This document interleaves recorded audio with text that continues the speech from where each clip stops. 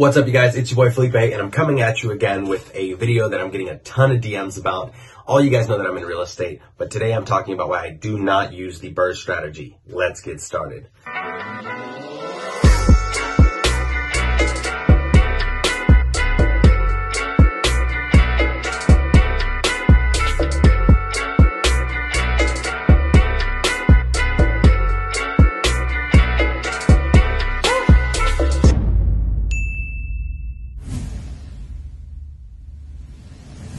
As always, though, before we get started, please hit the like button, subscribe to the channel, and leave me a comment if you like these videos.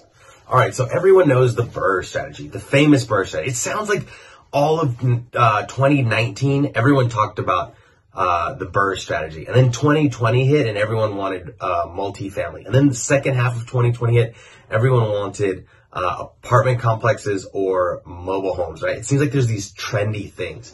So I wanted to talk about the BRRRR strategy and why it's not my favorite. And I'll tell you why. The BRRRR strategy is good for if your goal is to establish a very large portfolio where you reuse your money over and over again. And I love that sex appeal of reusing your money. Like, that's like, wow, that sounds really cool. But the back end of that is that you are depleting your cash flow. Let's say you buy a rental property that's giving off $500 in cash flow, right? Great. You got 20% of the deal. You're making $500. Awesome. You're crushing it. Let's say you do refinance that property. Your mortgage goes up $300. What does that do to your cash flow? Don't worry. I'll wait.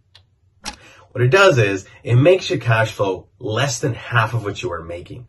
And that's not worth it to me because my goal is cash flow, not net worth. I don't care about how big my portfolio is. My biggest goal is cash flow.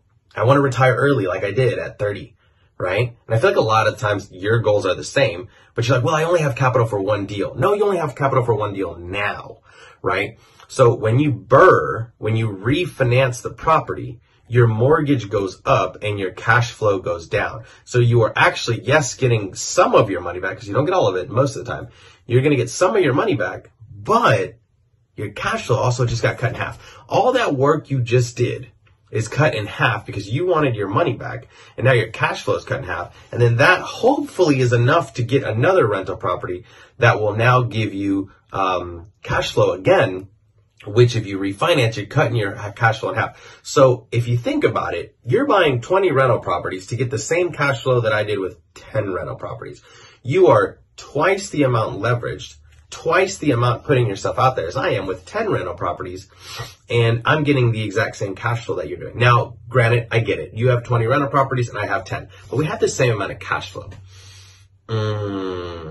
Yeah, I like my cash flow. And for me, more important is the cash flow because cash flow retires you. Net worth doesn't. You could be a millionaire net worth and have zero cash flow. Or you could have $10,000, $15,000 in cash flow and live just fine with a very low net worth. Here's the thing. A lot of people think about $100,000 and $1 million. Do you realize that there's a lot in between there? There's 200,000, there's 300,000, there's 400,000. I live a very comfortable life in between 100,000 and $1 million, right? Like in between there's a lot of sauce, guys. Look for that. Don't just try to shoot for millions and millions. Why not shoot for a good 300, 400K? That's a very nice living. That's a very comfortable living.